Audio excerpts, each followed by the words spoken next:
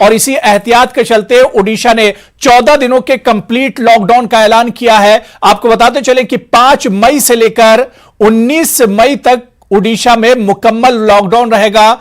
5 तारीख से यह लॉकडाउन शुरू होगा और 19 मई तक यह लॉकडाउन जारी रहेगा।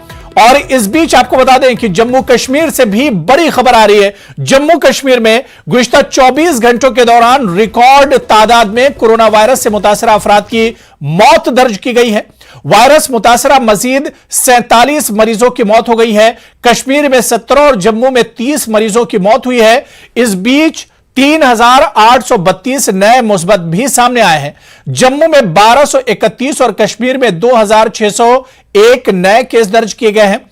1801 मरीज सेहतयाब भी हुए हैं। यूटी में अब 30,343 एक्टिव पॉजिटिव केस मौजूद हैं। तो बड़ी खबर जम्मू कश्मीर से है, जहां पर मौत का आंकड़ा दिन ब दिन बढ़ रहा है। सीधे श्रीनगर का रुख करेंगे। हमारे नुमाइंदे परवेज भट्ट हमारे साथ राजतौर पर जुड़े हुए हैं। परवेज, आखिर इसकी वजह क्या है? रोज बरोज हम देख रहे हैं कि कोरोना के जो कैजुअलिटीज हैं, जो डेथ की अगर हम बात करें, मौत की बात करें, तो यह आंकड़ा दिन ब दिन बढ़ता जा रहा है। जी बिल्कुल, आपने सही फरमाया। ये जो मौत का आंकड़ा है ये लगातार बढ़ता चला जा रहा है। यहाँ पे अगर हम बात करें जम्मू कश्मीर यूटी की, तो कई सारे वजूहात इसके हैं, क्योंकि काफी सारे केसेस जो पॉजिटिव हैं वो आ रहे हैं, और जिसमें से ज्यादातर जो एल्डरली पर्सन हैं वो उनकी ज्यादातर डेथ यहाँ पे देखने को मिल रही है।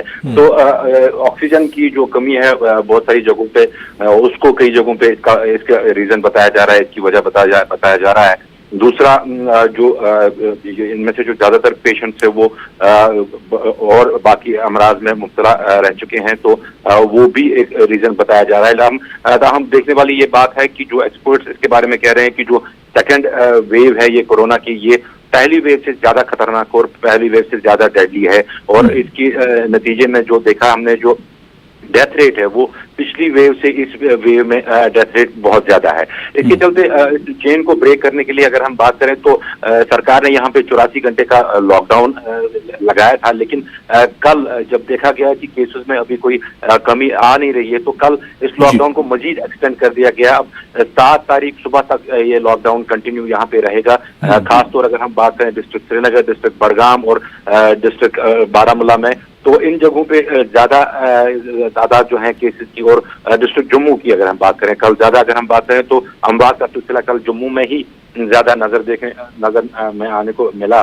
तो अगर हम बात करें इन 3-4 अजला की, तो केसेस भी यहाँ पे काफी ज्यादा आ रहे हैं कोरोना के, और डेथ्स भी काफी ज्यादा हो रही हैं। हालांकि हेल्थ इंफ्रास्ट्रक्चर के हवाले से अगर बात करें तो सरकार बार बार ये दावा कर रही है कि जो ऑक्सीजन सप्लाई है उसको वाफर मिकदार में मुयस्सर रखा गया है। उसको सारे जो अरेंजमेंट्स है ऑक्सीजन के हवाले से, 3-4 प्लांट्स का पिछले कुछ दिनों में यहाँ पे ट्रायल रन लिया गया, उनको काम में लाया गया, उनको शुरू कर दिया गया, जिनकी कैपेसिटी भी तकरीबन 1000 MPL के करीब है। तो कोशिश सरकार की लगातार ये है कि बिल्कुल, यानी सरकार अपनी तरफ से पूरी कोशिश कर रही है, लेकिन कोरोना से लड़ाई लग रहा है बहुत लंबी चलने वाली है, क्योंकि लगातार अगर यूटी की हम और जम्मू कश्मीर की बात करते हैं तो यहां पर कोरोना का आंकड़ा बढ़ता जा रहा है और लोगों में भी एक खौफ बढ़ता जा रहा है। बहुत बहुत शुक्रिया परवेज भट्ट हमारे साथ जुड़ने के लिए और तमाम अपडेट शेयर करने के लिए, तमाम अपडेट देने के लिए। चलिए बहुत छोटा सा ब्रेक लेंगे, लेकिन कहीं मत जाइए, क्योंकि लगातार मगरबी बंगाल और इसके अलावा